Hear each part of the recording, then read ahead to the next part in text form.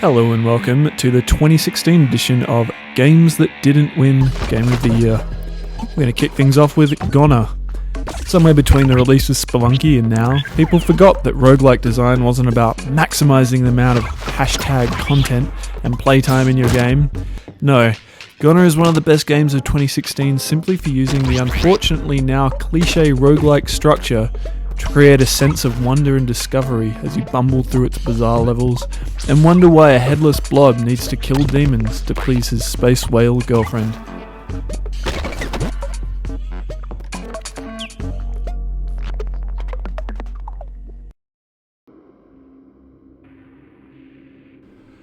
Devil Daggers could have been hard. I mean, it is hard in terms of difficulty, but I mean hard like, oh, look how hard it's trying to be retro, it hurts. However, its mid-90s aesthetic actually creates an atmosphere that is both murky and disturbing, yet instantly readable in the heat of the action. Fast-paced, minimal design, I love it.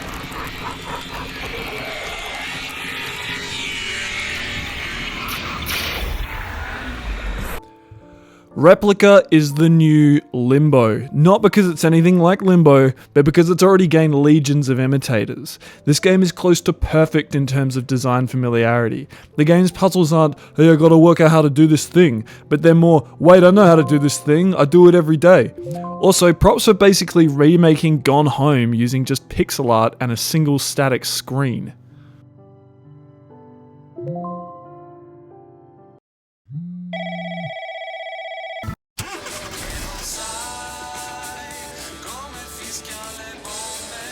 Wheels of Aurelia. I love this game. It's not for everyone, granted, but it's massively for me. I don't even want to analyze it in case I ruin the magic. Also, it's got the best soundtrack ever, like, of all time. Now, if you'll excuse me, I have a Christmas panettone to finish.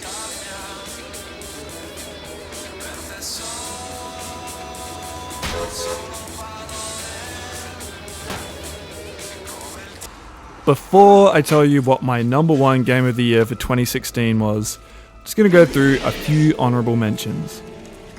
2016's Episodic Hitman is the best not James Bond game ever made, and no episode exemplifies this brand of social stealth better than the Bangkok level. The Ubermosh games have a small but devoted following, and 2016's Ubermosh Black is the most intense and refined of the series.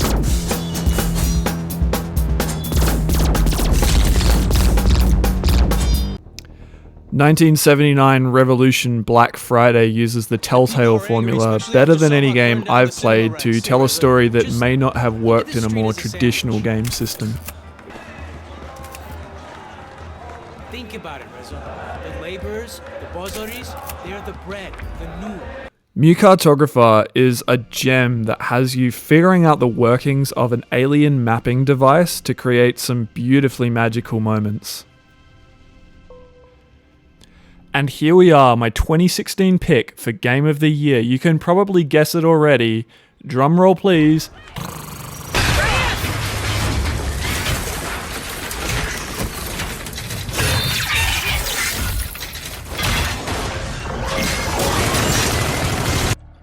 You started a war, and I will finish that war.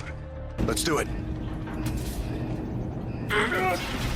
This game is fucking amazing. The protagonist is literally the guy from Project Grizzly, and nothing makes any sense. So when we came in confrontation, before he hit me, it wasn't a bear to me, because then, of course, that's the way I am.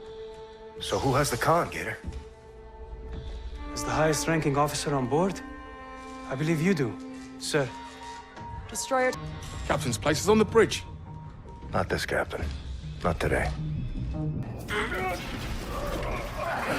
Too much time in the bush. The wife says I'm nuts, but I talk to things, they become real.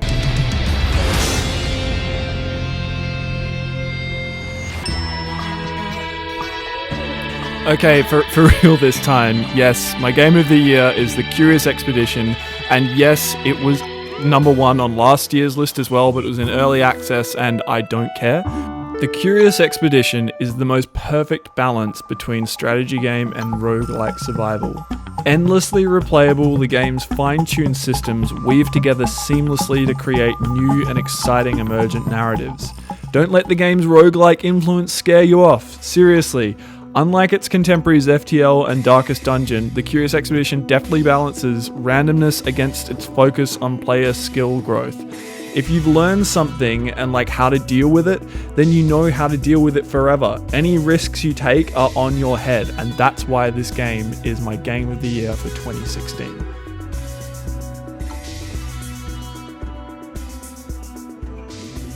And that's it. Those are my picks. I hope you enjoyed this video. I hope that perhaps you hadn't heard of these games and you'll go and check them out now because they sound interesting. Like and subscribe if you're into it, and I'm thinking of doing a few more of these kind of video essay type videos in the future. Thanks very much. Bye.